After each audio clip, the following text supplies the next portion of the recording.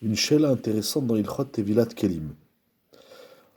Avant Shabbat, une personne a acheté des ustensiles, qu'elle est Seouda, qui d'ordinaire nécessitent d'être trempés au mikvé. Et voilà qu'avant Shabbat, cette personne n'a pas eu le temps d'amener ses ustensiles au mikvé. Ces ustensiles-là, sont-ils mouktsé ou non? Apparemment, ils sont mouktsé parce qu'on n'a pas le droit de les utiliser. Comme nous avons déjà dit plusieurs fois, tout ustensile nouveau qu'on a acheté chez un goy doit être trempé au mikvé. Tant qu'on ne l'a pas trempé au mikvé, on n'a pas le droit de l'utiliser.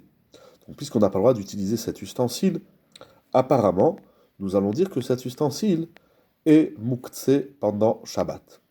Cependant, Rav Ovadia Yosef, dans Chazon Ovadia, Chelek Gimel, page Mem Zaïn, Seif Rafalef, il va développer, il va ramener tous les endroits où le Bet Yosef, dans Orachaim Siman Shin Chav Gimel, dans le Bet Yosef Siman Tav Kuftet, et dans le Bet Yosef Siman Shin Chav Gimel, et de même dans Yoredea, le Shulchan Aruch, dans tous ces endroits, il va discuter de la question de savoir si Shabbat et Yom Tov, on a le droit de faire Tevilat Kelim. Alors, nous avons le Zifre Tzedek, Rav Avdallah Somer, nous avons le Aruch HaShulchan, qui pense que d'après le Shulchan Aruch, on n'a pas le droit de faire Tevilat Kelim Shabbat. Cependant, Rav Ovadia Yosef, soutenu par tous les décisionnaires qui va rapporter, il ressort que le Shvut Yaakov, le Chida, dans Barzik Bracha, même le Ben Ishraï dans Rav Pealim, et d'autres décisionnaires encore, vont dire que d'après le Shulchan Aruch, tel qu'il le stipule dans Siman Shin Chav Gimel Seif Zayin, on a le droit de faire Tevilat Kelim pendant Shabbat.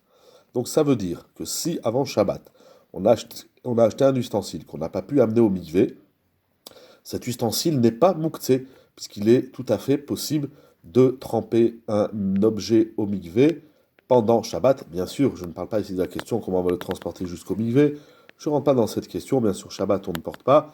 On parle dans un endroit où il y a un hirouv, etc. Mais dans le principe de Tevilat Kelim, pour le Shulchan Aruch et de nombreux décisionnaires qui l'ont suivi, on a le droit de faire Tevilat Kelim pendant Shabbat et Yom Tov sur un nouvel ustensile. Du fait qu'on peut faire Tevilat Kelim pendant Shabbat, l'ustensile ne sera donc pas mouktsé. Si il y a une deuxième formule, c'est que même pour ceux qui pensent qu'on ne peut pas faire Tevilat Kelim pendant Shabbat, nous savons que lorsqu'un ustensile, on ne peut pas l'amener au mikvé, alors on va dire à un terre, attention, il n'est pas toujours utilisable, mais bien souvent, on peut le donner à un goy, ou on peut même lui dire, voilà, je te le donne, mais à la condition que tu me le rendes, c'est-à-dire matana almenat le harzir, à partir du moment où l'ustensile appartient au goy, il n'a plus besoin de Tevilat Kelim, on pourra l'utiliser sans l'amener au mikvé. Donc ça aussi, on peut faire Shabbat. Donc si on a un nouvel ustensile, on va chez le voisin et on lui dit, voilà, je vous donne le keli, venez à la maison, je vous le donne, le gars il prend le keli, après on dit tu me le prêtes ou bien tu me le rends. Ça marche aussi pour Tevilat Kelim. Donc puisqu'on a deux formules, soit on le donne à un goy qui nous le rend, s'il n'y a pas de goy, on est dans un endroit où il n'y a pas de goy, où c'est compliqué de demander à un goy, eh ben on a le droit de faire Tevilat Kelim.